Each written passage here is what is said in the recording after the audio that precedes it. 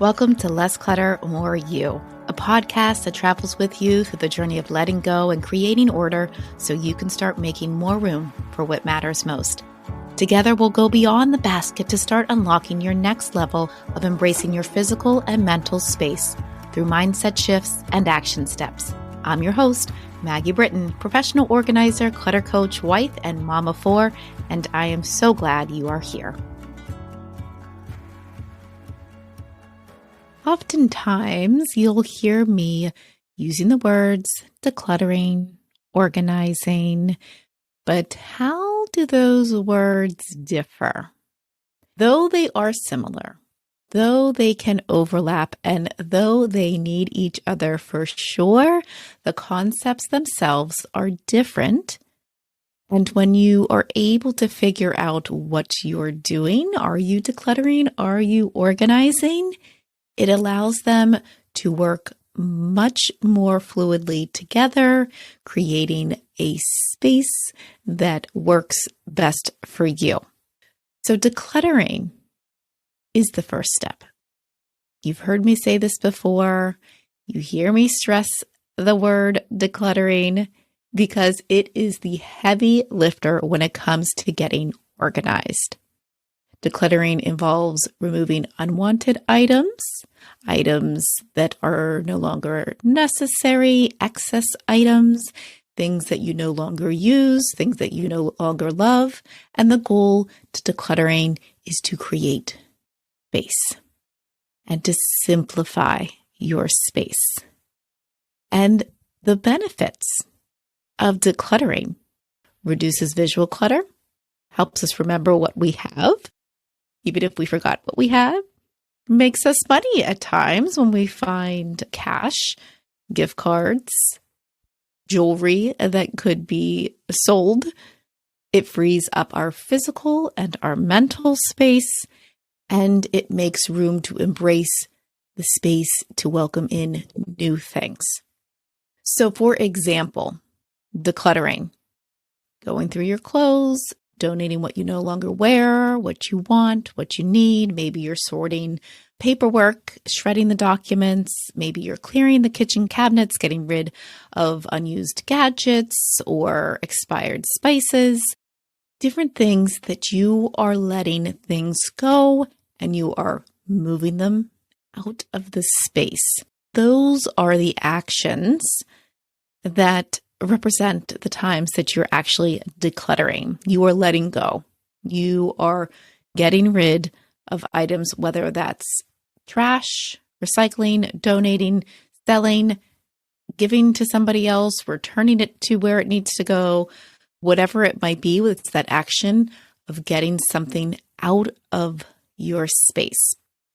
And decluttering is important when you have a space that is no longer safe, when it's taking you a lot of time to find what you need, when you're buying things because you can't find the things that you already own, when your space is creating stress and frustration, when you find it hard to stay on top of maintenance tasks for your space due to physical limitations, time constraints, ADHD, executive functioning. Because the less that you own, the less you have to manage. And the more you move out of your space, the less you have to even process in your brain. And the less that is playing a role in stress throughout your day or your night, right? Maybe you're sleeping poorly and you know that it is your space that is creating excess stress, or you haven't realized that it's your space that is creating excess stress. But now maybe you're thinking, if I could simplify my space, clear it out, I could improve a lot of things. And I did an entire episode on the benefits of decluttering, so go back to that episode. But those are some examples of why it's important and when decluttering needs to happen. And then organizing. So organizing it's almost as if organizing waltzes in at the 11th hour and says, hey, Thanks so much for your work. I'll take it from here. So organizing happens after we've decluttered. And sometimes if we are, maybe we've already gotten our space decluttered and organized, then that's just some tweaking. But the organizing involves taking the items that have remained, the items that you decided you still truly need, that you are actually really using, and that you personally love, and you're arranging them in a systematic way to maximize the efficiency and the function of your space. And it can elevate the design factor and the visual containment of items. So it's how things are put away after you just decide what's left. And the benefits of organizing, the process of organizing, is increasing that efficiency within your space and deciding what is the best way to put this back and why. How can I set up my space that makes tomorrow easier to put things away, easier to find things? Maybe you're more likely to use them. Actually, I know you will use them more when you can see what you have and they are arranged in a way that it's easy to access, right? You're not shuffling through a cabinet or stepping over things. It just might be a simple reach in, get what you need, pull it out. Maybe you can see everything at one easy glance. And it improves productivity and your workflow. Easier to keep your place tidy and easier to stick to routines when there is an order of things. And this can be some examples from your home space, like organizing your garage so that all like items are together, so that the workbench is not also where the sports equipment is being kept. Or maybe you're creating a filing system that keeps the documents sorted and easy to find, so that you could lead somebody else to use that space and find what you need when you need it. Or you're deciding what's the best place to put those kitchen items that you've decided to keep back in a systematic way that works with your everyday flow. Again, increasing that efficiency of time. And then also maybe you're using shelving or bins to maximize where you're storing things and the usability of how you store it. Designating a home for every item.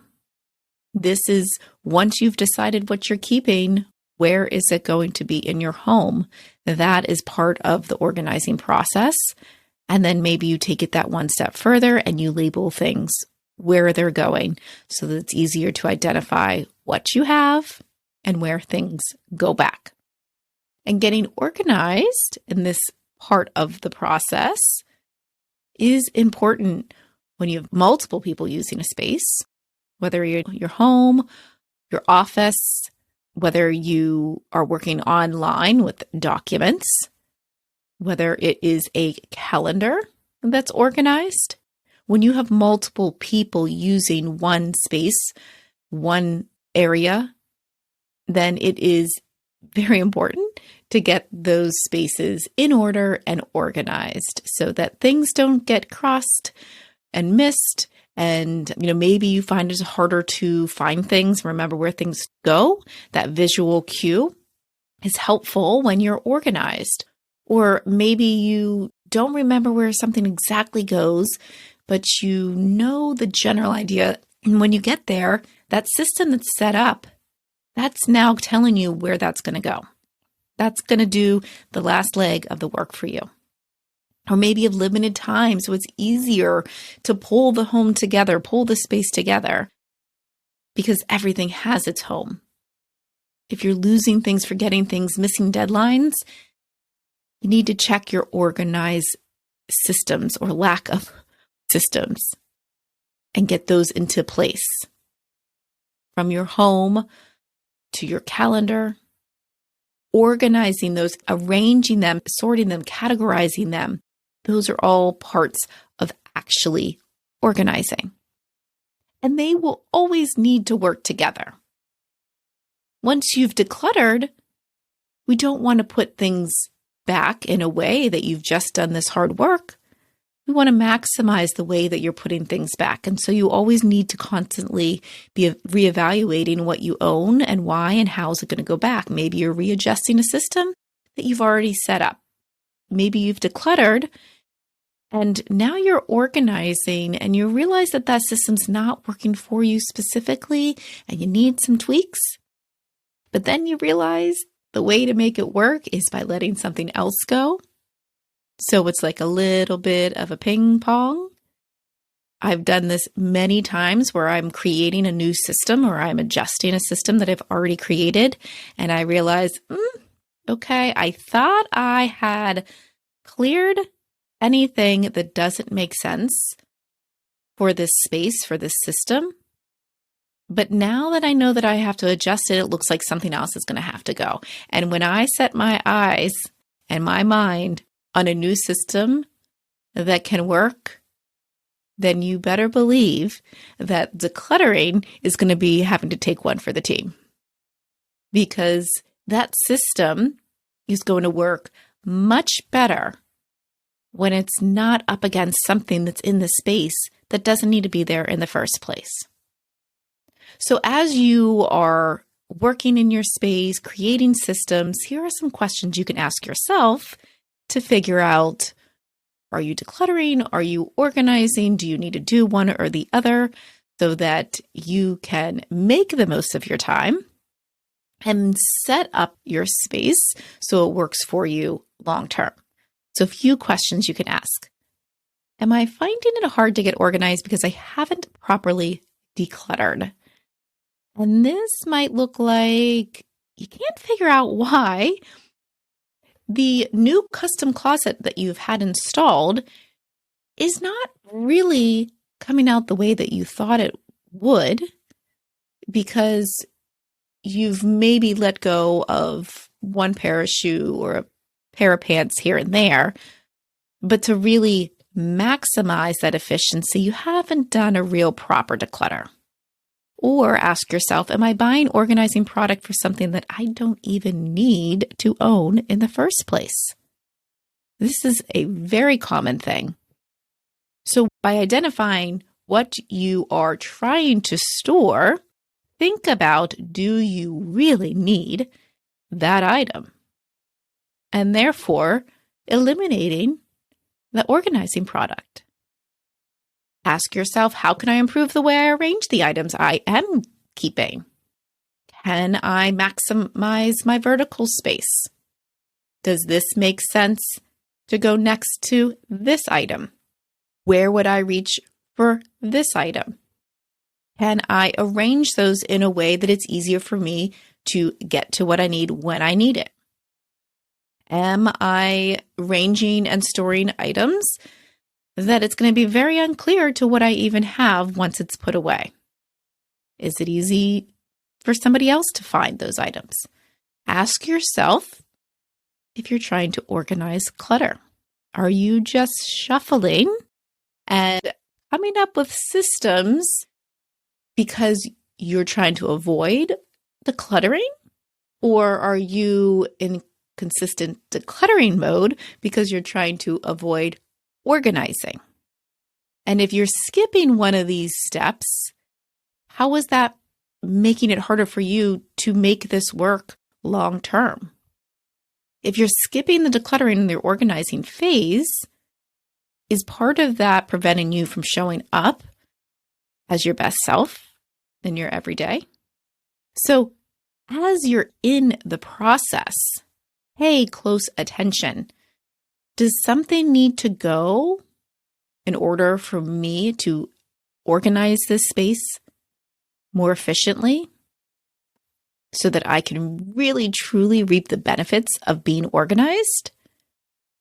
Or do I need to pay attention to the things that I finally decided that I am keeping and arranging them in a way that is most efficient and most helpful and that looks good and feels good? So just remember, though they both go together and they certainly work together, they are two different concepts. And I will say it again, decluttering always takes the brunt. That is where the hard emotional work is done, and that is where the hard physical work is done. And there might be different times that you're feeling up to it. Maybe you've got bursts of motivation to organize your drawer or to organize your emails. And so you start to create that system. Just don't forget that that system likely can be improved by creating more space through decluttering. So as you continue along your journey, stop and think, what is it that I'm doing right now? How can I improve it? And where can I go from here? Thanks for listening. Thank you for tuning in. If after listening you have gained just a boost of motivation to start thinking about your clutter and taking action to clear it, then I would love for you to subscribe to the podcast so you don't miss an episode and leave a rating and review so we can continue to grow and inspire others just like you. In the meantime, I'll be here cheering you on your next step forward with living with less clutter and more you.